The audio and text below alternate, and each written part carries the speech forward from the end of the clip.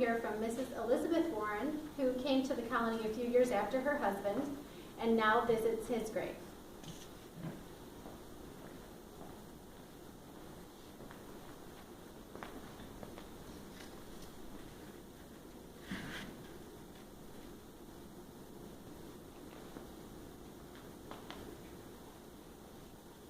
Mr. Warren, my dear husband Richard, 'tis I, Elizabeth.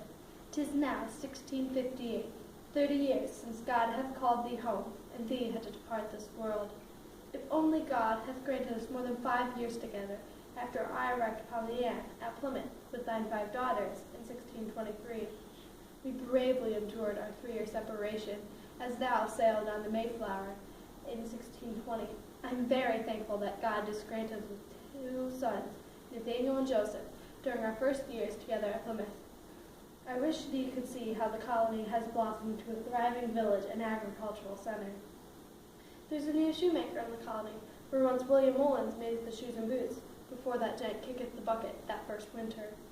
Woe that his wife Alice and son Joseph kicketh the bucket also, leaving their daughter Priscilla an orphan. Mr. John Alvin hath become a prominent member of Plymouth colony, and married Priscilla Mullins. They was granted 10 children, living now in the Alden house that John hath built in 1651 in Duxbury. Our daughters hath all married fine men, Mary to Robert Bartlett, Anna to Thomas Little, Sarah to John Cook, that sailed with you on the Mayflower, Elizabeth to Richard Church, and Abigail to Anthony Snow. Nathaniel and Joseph hath also married godly women. We are blessed with many grandchildren now, and some with thine red hair. Since I was granted by the court the status as a Plymouth County purchaser in 1637, I have deeded some of our lands to our son-in-laws to help their families prosper.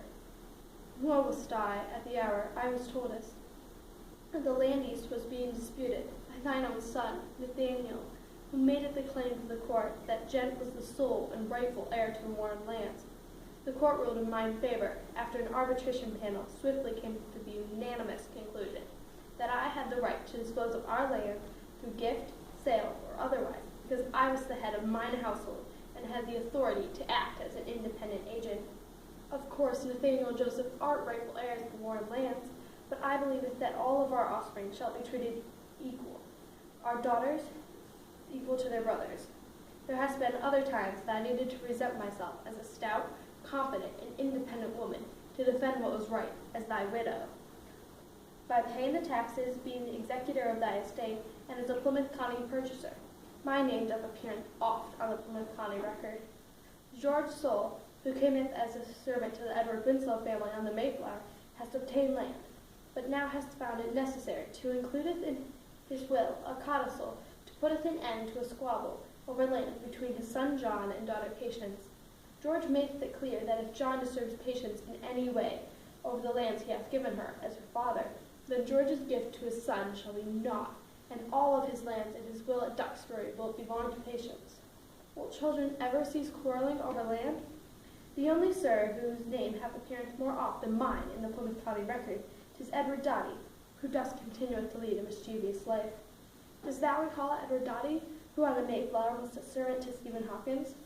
I recall at which hour that gent engaged in a sword and dagger duel with another of Hawkins' servants, Edward Leicester. The duel was ceased before either was killed.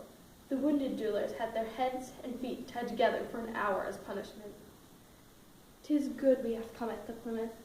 I pray that as this new colony flourishes, thine own daughters and granddaughters will become more independent in making decisions about their own lives.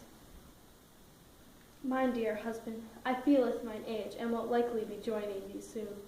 I desire I will be recalled as a godly and valorous mistress, who prideth to serveth God and her fellow colonists.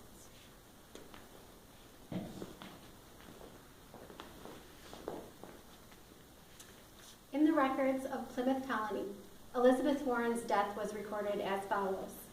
Mistress Elizabeth Warren, an aged widow, aged above 90 years, deceased on the 2nd of October, 1673, who having lived a godly life, came to her grave as a shock of fully ripe corn.